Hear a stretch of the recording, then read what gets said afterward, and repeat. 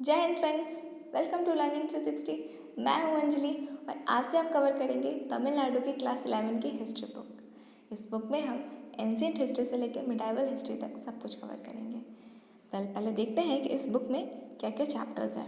First chapter है हमारा India geographical features and the impact on history. हमारे history पे ज्योग्राफी का क्या इम्पैक्ट पड़ता है। अगर हम आपसे बोले कि किसी एक पर्टिकुलर प्लेस के लिए बार बार लड़ाई हुआ है, अगर मगध के लिए बार बार लड़ाई हुआ है तो क्यों लड़ाई हुआ है? क्योंकि वो फर्टाइल लैंड था, क्योंकि वो द्वाब रीजन में था।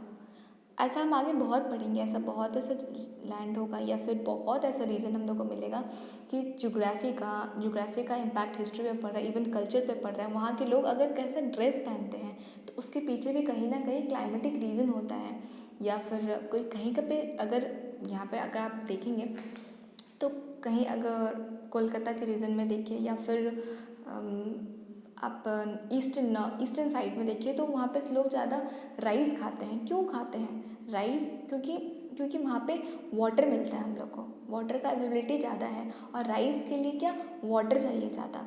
तो कहीं ना कहीं, और जहाँ पे अगर आप देखेंगे कि पानी का स्कार्सिटी है जैसे राजस्थान में, तो वहाँ का फूड हैबिट्स में क्या होगा? बार्ली होगा, जौड़ बोलते हैं ना, बार्ली वगैरह खाते हैं, है ना, बाजरा खाते हैं। तो हमारा कल्चर, हमारा फूड हैबिट्स, हमारा हिस्ट्री, हम सब कुछ इम्पैक्ट करता है एक दूसरे को। एक किसी एक सब्जेक्ट को हम आइसोलेट होकर नहीं पढ़ सकते हैं। हालांकि जब आप चैप्टर 1 पढ़ेंगे तो समझेंगे कि कैसे हमारा फिजिकल फीचर्स या ज्योग्राफी कैसे हिस्ट्री को इम्पैक्ट कर रहा है। उसके बाद हमारा सेकेंड चैप्टर आता है pre historic India and the Harappan culture. ये प्री हिस्टोरिक क्या है?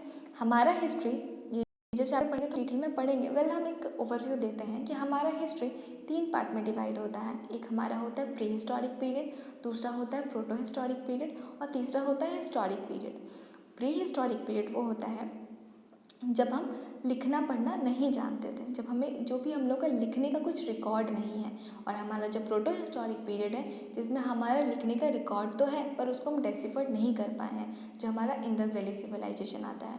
और हिस्टोरिक पीरियड वो होता है जहाँ पे हम जो भी चीज़ लिखा हुआ है हमारा, वो हम डेसिफर करके समझ पाए हैं। ठीक है। इसके बाद हमारा आता है वैदिक कल्चर, फिर आता है हमारा जैनिज़्म, बुद्धिज़्म। देखिए, हम हिस्ट्री में एक चीज़ देखेंगे कि कभी भी कोई काम हुआ है ना, कुछ भी इवेंट हुआ है तो उसका कहीं ना कहीं उसके पास्ट से उसका रूट है वो पास्ट रहा है। अगर अचानक से वैदिक कल्चर आया या बुद्धिज़्म जैनिज़्म क्यों आया? क्या लगता है? अचानक से किसी को सपना तो आया नहीं होगा कि चलिए कल से ना अलग धर्म बनाया जाए। नहीं, कहीं ना कहीं कुछ रीज़न रहा होगा। आखिर क्यों लोग एक धर्म बनाए नया? क्या ये प्रॉब्लम आया होगा? जब भी लोगों के पास कुछ प्रॉब्लम आता है तो लोग उसके सल्यूशन के पीछे भागते हैं। और कभी ना, जब भी हम लोग आज देख रहे हैं तो कहीं ना कहीं उसका कुछ प्रॉब्लम रहा होगा। तो जो बुद्धिज़्म जैनिज़्म आया है, क्यों आया है? आखिर लोगों को क्या प्रॉब्लम आ गया कि डायरेक्ट वो नया धर्म बनाना चालू किए? ये सब हम पढ़ेंगे। उसके बाद हमारा आता है the rise of Magadh and the Alexander इन्वेशन। Magadh आज जो हम देख रहे हैं डिफरेंट स्टेट्स हैं। तो अभी अच्छा, आप कमेंट में बताइएगा कि हमारे यहाँ अभी प्रेजेंटली टिल डेट, आज के डेट में हमारा कितना स्टेट्स और कितना यूनियन टेरिटरीज है। बता ही देती हूँ, वैसे है इस चैप्टर में कि अभी आज के डेट से हमारे 28 स्टेट्स हैं और 8 यूनियन टेरिटरीज़ हैं। तो आज जो हम देख रहे हैं हमारा 28 स्टेट्स है, क्या ये पहले से शुरू से 28 स्टेट्स था? कैसे बना? जनपद बना, फिर महाजनपद बना, कैसे ये राइज किया है, फिर 16 महाजनपद बना, फिर करते करते एक स्टेट में कैसे आया, बहुत प्रिंसली स्टेट सब आएगा वो हमारा मॉडर्न हिस्ट्री में। फ़िलहाल हम ये जानेंगे मगध कैसे राइज किया और अलेक्जेंडर के इन्वेशन हमारा कैसे भारत पे कुछ इम्पैक्ट डाला है। कहीं कितना भी इन्वेशन वगैरह हुआ है ना, बाहर से लोग आए, हमारे इंडिया में हम इतना डाइवर्सिटी देखते हैं। इसके पीछे अगर हम जानना चाहें, अगर हम प्रेजेंट को समझना चाहें तो हमें हिस्ट्री को जानना ही पड़ेगा। बिना हिस्ट्री के ना वही हो जाएगा, फ्रूट देख रहे हो बिना रूट के। हम फिर 6 चैप्टर पे आते हैं। 6 चैप्टर है हमारा मौर्यन अम्पायर। मौर्यन अम्पायर के बारे में जो बहुत इंपॉर्टेंट है हमारे हिस्ट्री में, मौर्यन अम्पायर, और इससे बहुत बार क्वेश्चन प्रीलिम्स में फ्रेम करता है। इसके बाद आएगा हमारा पोस्ट मॉडर्न इंडिया। नेक्स्ट हमारा 8 चैप्टर देखते हैं। 8 चैप्टर हमारा संगम ही जाएगा। हालांकि तमिलनाडु बोर्ड का बुक है तो साउथ हिस्ट्री को ज़्यादा एम्फेसाइज किया गया है, तो पढ़ेंगे। और बहुत बार साउथ इंडियन हिस्ट्री से क्वेश्चन पूछा जाता है। संगम ईच पढ़ेंगे। गुप्ता अम्पायर, देन हर्षवर्धन, फिर साउथ इंडियन किंगडम्स में पल्लवास के बारे में पढ़ेंगे। देखिए साउथ इंडियन किंगडम्स जो इसके बाद जो आता है ना हमारे, ये आर्ट एंड कल्चर को भी इन्फ्लुएंस करता है। आर्ट एंड कल्चर को भी पढ़ना ज़रूरी है, और इसके बाद से आप रिलेट कर पाएंगे आर्ट एंड कल्चर को कि कैसे हमारे, अगर हम देखें अभी कितना सारा जाते हैं कुछ मंदिर देखते हैं तो आखिर क्यों ही बना होगा, कौन ही बनवाया है, तो इससे आर्ट एंड कल्चर से भी बहुत बार क्वेश्चन फ्रेम कर देता है। इसके बाद आता है हमारा साउथ इंडियन में चैप्टर 13 में आता है इम्पीरियल चोलास। इम्पीरियल चोलास कौन थे? 2 चोलास थे, एक हमारे अर्ली चोलास होंगे, उसके बाद इम्पीरियल चोलास होंगे, हम लोग पढ़ेंगे आगे। Spread of Indian culture in other Asian countries. हम लोग भी जैसे कि हम बुद्धिज़्म जब आया तो बुद्धिज़्म भी स्प्रेड किया गया है, बुद्धिज़्म भी स्प्रेड किया गया, जैनिज़्म स्प्रेड किया गया। हम अपने कल्चर को बाहर और भी फैलाएं, अपने मिशनरीज़ को भेजे हैं, तो कैसे हमारा कल्चर जो है बाहर इन्फ्लुएंस किया, कैसे बाहर स्प्रेड हुआ है। एक बात बताएं, अभी हम लोग देखते हैं ना कितने भी जो सेलिब्रिटीज़ वगैरह हैं ये बाहर जाते हैं पढ़ने के लिए, है ना। मगध में हम लोग पढ़ेंगे ये चैप्टर, बहुत अच्छा लगता है ये टॉपिक कि अभी सब सुनते हैं कि अभी अगर हम बोलें कि हम ना फॉरेन जाके पढ़ रहे हैं, हम ना विदेश जाके पढ़ रहे हैं, तो लगता है बाप रे, है ना, बहुत अच्छा वाला बात लगता है। पर एक टाइम था हमारी हिस्ट्री में जब लोग ना बाहर से हमारे देश में पढ़ने आते थे। जो हमारा तक्षशिला यूनिवर्सिटी है, हमारे मगध यूनिवर्सिटी में लोग बाहर से आके पढ़ते थे, जिनको जला दिया गया, वो हम लोग पढ़ेंगे। मगध जब पढ़ेंगे तो पढ़ेंगे कि क्या ही किया गया है, हम लोग, बहुत ही दुखद घटना है, पर पढ़ेंगे। अब आते हैं हम चैप्टर 15 में, early medieval India. Medieval India start होते ही, जैसे ही हमारे मुस्लिम आक्रमण होगा, मुस्लिम अटैक्स होना चालू हो जाएगा, हम तब से हम लोग अर्ली मिडाइवल इंडिया शुरू हो जाएगा हमारा 712 AD से लेकर। नेक्स्ट आता है हमारा चैप्टर 16, दिल्ली सल्तनत शुरू होगा। दिल्ली सल्तनत क्या होता है? ये जो अरब है, सल्तनत क्या होता है? अरब, जैसे हम लोग यहाँ पे बोलते हैं ना राजा महाराजा, तो वहाँ पे ना राजा को सुल्तान कहते हैं, और सुल्तान का जो किंगडम है उसको सल्तनत कहते हैं। तो दिल्ली पे जब राजा लोग आए, जो अरब से मतलब मुस्लिम लोग जब यहाँ आए, तो वो उसको अपना किंगडम को बोलने लगे ये मेरा सल्तनत है। सुल्तान का किंगडम मतलब सुल्तान का सल्तनत। अब आता है चैप्टर 17 हमारा, इंडिया अंडर द दिल्ली सल्तनत। हम दिल्ली सल्तनत के समय इंडिया का क्या ही कंडीशन था, और क्या ही इम्पैक्ट डाला, और क्या ही बदला। इन दिल्ली सल्तनत के कारण जब बाहर के रूलर हमारे देश में राज किए तो क्या बदलाव लाए, जिसका बदलाव आज भी हम लोग, जिसका इम्पैक्ट हम लोग आज भी देख रहे हैं। फिर आएगा हमारा भक्ति मूवमेंट इन मिडाइवल इंडिया। भक्ति मूवमेंट क्या है? भक्ति मूवमेंट ही क्यों आया, और भक्ति मूवमेंट क्या होता है? जब बहुत सारे लोग एक साथ कुछ चीज़ को बदलाव के लिए जाते हैं ना, तो उसको हम लोग मूवमेंट कह देते हैं। तो भक्ति मूवमेंट पढ़ेंगे। उसके बाद आता है हमारा chapter 19, Vijayanagara and Bahmani kingdoms. Mughal emperor start हो जाएगा। मुगल एम्परर से देखिए कुछ कुछ ऐसा भी पीरियड है जो साइमल्टेनियसली चलेगा, एक साथ चलेगा, पर हम इसको अलग अलग चैप्टर में पढ़ रहे हैं। तो ऐसा अगर हम चैप्टर बोले तो इसका मतलब ये नहीं समझिएगा कि दिल्ली सल्तनत के बाद भक्ति मूवमेंट आ रहा है, फिर उसके बाद विजयनगर बहामनी किंगडम है, ऐसा नहीं है। कुछ चीज़ जो पैरेलल भी चलेगा उसको हम लोग पढ़ लेंगे। आप डेट याद रखिएगा, क्योंकि बहुत बार ऐसा होता है ना कि जब हमसे क्वेश्चन कुछ फ्रेम करता है, आंसर हम लोग को नहीं पता होता, कम से कम 2 आंसर भी पता होता है ना कि हाँ ये आंसर तो नहीं होगा, या फिर हम डेट से भी अनुमान लगा लेते हैं। अगर हम आपसे क्वेश्चन पूछें कि राजा राम मोहन राय को राजा को उपाधि कौन दिया था, तो अगर आपको याद होगा कि राजा राम मोहन रॉय का उनका कुछ बड़ा काम याद होगा आपको, वो क्या किए हैं, सती प्रथा को बंद करवाए हैं। तो सती प्रथा कौन बंद कराया था? विलियम बेंटिक करवाए थे। कब करवाए थे? लगभग आप अगर अंदाज भी लगाएं तो 1829 तक, अगर आपको याद रहे तो आप देखेंगे कि उस टाइम पे मुगल्स में कौन से राजा थे, तो मुगल के कौन से राजा उनको राजा को उपाधि दिए? अकबर II। तो कुछ क्वेश्चन होता है जो आप कुछ पढ़ें तो उससे आसपास रिलेट करके आप आंसर दे सकते हैं। अब आता है हमारा इंडिया अंडर द मुगल्स। जैसे हम इंडिया अंडर द दिल्ली सल्तनत है, वैसे मुगल्स के टाइम पे इंडिया में क्या क्या बदलाव आया, क्या क्या इम्पैक्ट है जो आज हम देखते हैं वो पढ़ेंगे, क्या क्या इन्फ्लुएंस रहा। फिर मराठास पढ़ेंगे, और जैसे ही हमारे यूरोपियंस आ जाएंगे, द कमिंग ऑफ यूरोपियन, हमारा शुरू हो जाएगा क्या? मॉडर्न हिस्ट्री, जो हम लोग क्लास 12 के बुक्स में पढ़ेंगे। अब आते हैं, चलिए चैप्टर 1 जो हमारा था शुरू करते हैं। इंडिया को पढ़ने के लिए हम लोग दो टर्म से हम लोग इंडिया को पढ़ते हैं। एक हमारा होता है क्रोनोलॉजी और एक होता है ज्योग्राफी। इस तरह से भी बोल सकते हैं, ये दोनों कॉइन्स का दो साइड है कि दोनों ही एक दूसरे को इम्पैक्ट कर रहा है। क्रोनोलॉजिकली टाइम बाय टाइम कुछ बदलाव आता है जो हिस्ट्री को धीरे धीरे हमारे हिस्ट्री को इम्पैक्ट डालता है और बदलाव लाता है। और एक होता है हमारा ज्योग्राफिकल फीचर्स।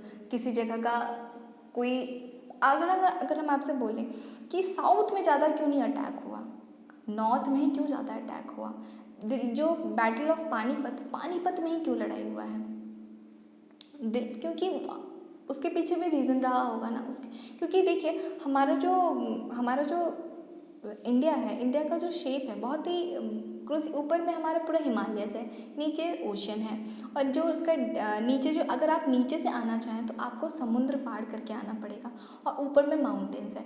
तो सेंट्रल एशिया से तो जल्दी कोई आ नहीं पाए, पर हाँ कुछ पासेस हैं, वो हम लोग आगे पढ़ेंगे इस चैप्टर में कि कुछ पासेस हैं, उस पासेस के कारण आए हैं।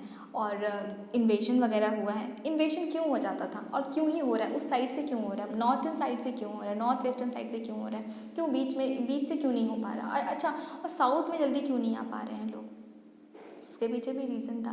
बीच में विंध्याचल रेंज है, सतपुरा रेंज है, तो इतना आसानी से नीचे जा नहीं पाते थे। हालांकि अलाउद्दीन खिलजी के टाइम पे आएंगे, तो पर वो डिटेलिंग में पढ़ेंगे हम लोग नेक्स्ट चैप्टर में। Factor influenced by history.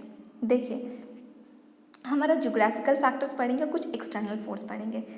हमारे हिस्ट्री को ज्योग्राफिकल फैक्टर्स कैसे इन्फ्लुएंस करते हैं, और एक्सटर्नल फोर्स में हमारा क्या आ जाएगा, इन्वेडर्स आ जाएंगे, कुछ मिशनरीज हैं, कुछ अपना धर्म का प्रचार प्रसार करने के लिए यहाँ है। इसीलिए हम लोग कभी कभी यहाँ देखते हैं ना, कभी कभी क्या देखते ही हैं, यहाँ पे इतने सारे धर्म जाति के लोग हैं, क्योंकि अलग अलग देश से मिशनरीज आए हैं, और हम लोग शुरू से ही बहुत ही टॉलरेंट रहे और एक्सेप्टेबल रहे, हर किसी को के सामने सर झुकाए हैं, हर किसी को एक्सेप्ट किया तहे दिल से। और यही रीज़न था कि आप खुद देखिए ना, हम मुगल्स को भी हम बोले, पहले तो दिल्ली सल्तनत के राजा हैं जितने, उन लोग को भी अलाउ किया, उन लोग भी आराम से रहे हैं। उसके बाद मुगल्स आए, मुगल्स भी हमारे ऊपर इतना राज किए। फिर यूरोपियन हमारे देश में कब आए, 1600 में आए, और हम लोग सबसे पहली बार उनसे लड़ाई कब की है, मतलब अगर रफली बोला जाए तो 1757 में, मतलब कितना 150 साल बाद। और वो भी अगर बहुत बड़ा लड़ाई अगर किया उनके अगेंस्ट, तो भी 1857। कितने टॉलरेंट हैं हम लोग, है ना, सब लोगों को एक्सेप्ट करते हैं। तो जो भी धर्म का प्रचार प्रसार हुआ, एक्सटर्नल फोर्स में मिशनरीज भी आ जाएंगे, या फिर कुछ लोग ट्रेड करने भी आते थे। तो ये हम लोग पहले पढ़ रहे हैं, देखिए तो जूम ही नहीं हो रहा। एक्सटर्नल फोर्स में देख सकते हैं कि यूरोपियंस दिखाया हुआ है, कुछ इन्वेडर्स दिखाया हुआ है, जो हमारे इंडिया का जो पार्ट है, फिजिकल फीचर्स है, उसमें आता है हमारे नॉर्थन साइड में हिमालयन रेंज, उससे नीचे आता है हमारा नॉर्थन प्लेन्स, जिसमें यूपी, हरियाणा, पंजाब, वेस्ट बंगाल का कुछ पार्ट, बिहार का कुछ पार्ट आ जाता है। इसके बाद हमारा उससे नीचे आता है जो हमारा मध्य प्रदेश का रेंज है, वो डेक्कन प्लेट्यू में आ जा रहा है, मध्य प्रदेश से थोड़ा और नीचे कर्नाटक और महाराष्ट्र के साइड में। इसके बाद आता है गुजरात के साइड में, और गुजरात और राजस्थान में इंडियन डेजर्ट है। इसके बाद हमारा वेस्टर्न घाट्स है, ईस्टर्न घाट्स है, और नॉर्थ ईस्टर्न रेंज है। तो ये इतना सारा अलग अलग ज्योग्राफिकल फीचर्स हैं, कहीं लैंड है, कहीं पठार है, कहीं पे समुद्र का किनारा है, कहीं पे बालू है, कहीं पे बर्फ़ है, कहीं पे नॉर्थन प्लेन्स है सिंपल। तो इतना ही लैंड में वैरायटी है, और लैंड के कारण क्या हिस्ट्री इम्पैक्ट कर रहा है, हिस्ट्री एंड कल्चर इम्पैक्ट कर रहा है। तो इतना डाइवर्सिटी होना तो लाजमी है ना, होगा ही। अब नेक्स्ट आते हैं, नेक्स्ट हमारा आता है डिवीजन ऑफ इंडियन सब कॉन्टिनेंट और इंडिया क्या है। देखिए सब कॉन्टिनेंट में आ जाएगा हमारा, जैसे हमारा जो नेबरिंग कंट्रीज़ इंक्लूडिंग इंडिया अगर साथ मिले, तो ये हमारा जैसे इंडिया, पाकिस्तान, अफ़गानिस्तान, चाइना, हमारा नेपाल, भूटान, बांग्लादेश, म्यांमार, सारे कंट्री को ले ले तो हमारे इंडियन सब कॉन्टिनेंट आ जाएगा, जिसमें हम लोग मेनली 3 डिवीज़न पढ़ेंगे इंडिया का। पहला हमारा हिमालयस माउंटेन्स पढ़ेंगे, दूसरा इंडो गैंगेटिक प्लेन्स पढ़ेंगे, और तीसरा साउथर्न पेनिनसुला पढ़ेंगे। पेनिनसुला क्या होता है, एक ऐसा लैंड जिसके 3 साइड पानी हो और एक साइड लैंड, जो कवर हो 3 साइड पानी से और एक साइड लैंड से cover in the sense surrounded हो। हमारा हिमालय माउंटेन्स, देखिए हिमालयस का क्या इम्पैक्ट पड़ा है हमारे भारत पे। हमारे भारत में अगर कुछ है तो वो क्यों है, उसका क्या, हिमालय का क्या इन्फ्लुएंस रहा है। हिमालय के कारण अगर हम एक एग्जांपल दें तो हमारे नॉर्थर्न प्लेन्स, अगर हिमालय नहीं होता ना तो हमारे सेंट्रल एशिया से साइबेरियन विंड अगर इतना इतना ठंडा हवा आता है आर्टिक रीजन से कि हमारा नॉर्थर्न प्लेन्स पूरा जम जाता। यूपी वगैरह के लोग जो है ना पूरे बर्फ़ से जमे रहते हैं। पर नहीं, हिमालय खड़ा है, चोटी की तरफ बैरियर बन के खड़ा है, वो हवा को, ठंडी हवा को आने नहीं देता। इंडो गैंगेटिक प्लेन्स, हमारा नॉर्थर्न प्लेन्स इतना फर्टाइल क्यों है, क्योंकि वहाँ से बहुत सारी रिवर बह रही है। जो हमारे झेलम, चेनाब, रवि, ब्यास, सतलज, गंगा, यमुना, ये सारी जो रिवर बह रही है ना, जब रिवर जो पहाड़ से निकल के जब बहती है, जैसे वो नीचे आती है, धीरे धीरे नीचे आती है, तो वो अपने वहाँ से सिल्ट लेके आती है। और वो धीरे धीरे, जैसे ही देखिए हम लोग बचपन में कितने एक्टिव रहते हैं, इतना चलते हैं, गिरते हैं, चलते हैं, और धीरे धीरे जैसे बड़े हो जाते हैं, थके से रह जाते हैं, बूढ़े हो जाते हैं, लेथार्जिक हो जाते हैं, सुस्त हो जाते हैं। वैसे ही जब जैसे किसी रिवर का जब ओरिजिन होता है, सोर्स होता है, बड़ी एक्टिव से चलती है, तेज़ी से चलती है, पर जैसे ही वो समुद्र से मिलने वाली होती है ना, उसका फ्लो स्लो हो जाता है। ये मानिए, और एक ये भी है, जब वो पहाड़ से गिरती है ना तो उसका स्पीड बहुत ज़्यादा होता है, और जैसे ही वो समतल रेंज में आती है, प्लेन्स में आती है, तो उसका फ्लो कम हो जाता है। तो जैसे ही आप, अगर आपके में फोर्स ज़्यादा है, आप बहुत तेज़ी से, आपके सामने कोई आएगा, आप उसको लिए दिए आगे गिर जाओगे। पर वही आपका स्पीड अगर बहुत कम है तो आप उससे टकराओगे, पर उसको लेके आगे नहीं बढ़ोगे, उसको वहीं रहने दोगे। ठीक वैसे ही सिल्ट लेके आती है तो पानी का जो फोर्स होता है, इतना ही फ्लो, उसका स्पीड कम हो जाता है कि खुद आगे बढ़ जाती है, और अपने साथ जो पत्थर वगैरह लाई होती है उसको वहीं रख देती है, और वो पत्थर करते करते एक प्लेन बना दी है। और वो लैंड इतना ही फर्टाइल हो गया, क्योंकि वो रिवर से बना हुआ है तो लैंड फर्टाइल है तो वहाँ पे उपजाऊ है। वो लैंड उपजाऊ है तो बहुत सारे खेत हैं, बहुत सारे अनाज उगते हैं। तो वहाँ पे जहाँ आप वहीं रहना चाहोगे ना, जहाँ पे लैंड अच्छा, आपको खाना अच्छा मिले, आपको पानी सही से मिले, सब कुछ मिले, तो वहाँ पे पॉपुलेशन ज़्यादा है, इसीलिए यूपी का पॉपुलेशन भी ज़्यादा है। तो बहुत ऐसा, और यही नहीं है कि यही रीज़न है यूपी का पॉपुलेशन, बहुत ऐसा रीज़न हो सकता है, पर ये भी एक रीज़न है। ठीक है, इंडो गैंगेटिक प्लेन्स पढ़ेंगे, पढ़ ही लिए, फार्मर्स लोग ज़्यादा उधर ही क्यों रहते हैं, हाँ। उसके बाद हमारा आता है साउथर्न पेनिनसुला। साउथर्न पेनिनसुला का क्या इम्पैक्ट पड़ता है वो भी पढ़ेंगे। बहुत देखिए, फार्मिंग, फूड हैबिट्स, ड्रेस, सब कुछ मैटर करता है, इवन मार्केट तक मैटर करता है कि कहीं पे अगर ये मार्केट है, ये इंडस्ट्री है, तो भी उसके ना पीछे कहीं उसका हिस्ट्री, उसका ज्योग्राफी इम्पैक्ट रहता है, उसका रीज़न रहता है। नेक्स्ट आता है हमारा हिमालयन माउंटेन्स के बारे में कुछ पढ़ते हैं। ये कहाँ सिचुएटेड है, हमारे नॉर्थ ऑफ इंडिया में। नॉर्थ हम लोग देखे हुए हैं, ये अभी से पहले हम दिखाए हैं आपको हिमालयन माउंटेन्स कहाँ हैं। ये पामीर से लेके पामीर नॉर्थ, दो पहाड़ का देखिए रेंज क्या होता है। कंटिन्यूस अगर कोई माउंटेन चल रही है ना तो उसको माउंटेन रेंज कहते हैं, और उसमें जो एक सबसे ऊंचा पीक होगा तो उसको हम लोग बोलेंगे इसको बोलेंगे पीक, माउंटेन पीक। और अगर वो कंटिन्यू चल रही है, मतलब लगातार पहाड़ है, तो उसको हम लोग बोलेंगे माउंटेन रेंज। उसका लेंथ जो है हमारा, वेस्ट से देखिए, उसका लंबाई अगर हम वेस्ट से लेके ईस्ट तक जाए, मतलब आप किधर से जाइएगा, अब ये हरियाणा, पंजाब से, हिमाचल प्रदेश से शुरू कीजिए, हिमाचल प्रदेश से करते करते आप अरुणाचल प्रदेश तक जाइए या आसाम तक जाइए, ये हमारा हो जाएगा वेस्ट से लेके ईस्ट तक। वेस्ट से लेके ईस्ट तक इसका जो लंबाई है कितना है, 2560 किलोमीटर।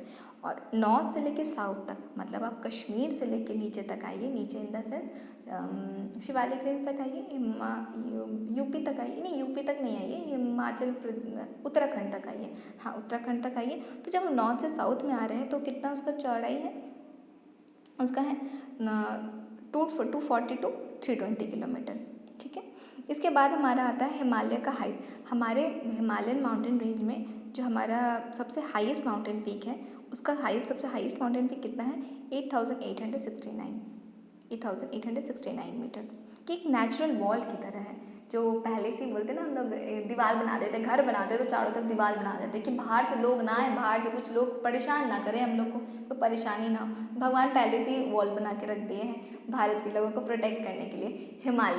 हिमालय जो हमारा बना हुआ है एक प्रोटेक्टिव वॉल की तरह है, जो बाहर के इन्वेडर्स लोग को भी नहीं आने देते हैं, कोई आ ही नहीं पाएगा, बहुत प्रॉब्लम होगा। और आए भी है ना कुछ लोग, तो पढ़ेंगे कुछ पासेस के बारे में। आगे, और ना ही वहाँ से ठंडी हवा भी नहीं आ सकती है। और यही रीज़न है ना कि इतना ही सूथिंग हमारा जो नॉर्थन प्लेन्स है, नॉर्थन इंडिया है, नॉर्थन इंडिया है, वो इतना ही पूरे साल गर्म रहता है। गर्म रहता है इन द सेंस कि सूटेबल है, रहने के लिए सूटेबल है, नहीं तो इतना ठंडा हवा बहता है कि हम लोग जम जाते हैं बर्फ़ से। देखिए क्या लिखा हुआ है, Himalayas height acts as a natural wall, hence protects from cold arctic winds blowing from Siberia through central Asia से जो ठंडा हवा आता है उससे प्रोटेक्ट करके रखा हुआ है। Keeps climate of northern India Fairlie warm through out the year, पूरे साल हमारे वहाँ के टेम्परेचर को, नॉर्थन इंडिया के टेम्परेचर को पूरे साल वार्म करके रखा, मतलब सूटेबल रखा हुआ है इंसान को रहने के लिए। हिमालय के एक्सटेंशन देख लीजिए, जो ऊपर दिखा रहे हैं, पामीर नॉट है हमारा, इसके बाद काराकोरम रेंज है, जैसे नॉर्थ से लेके ये हम देखिए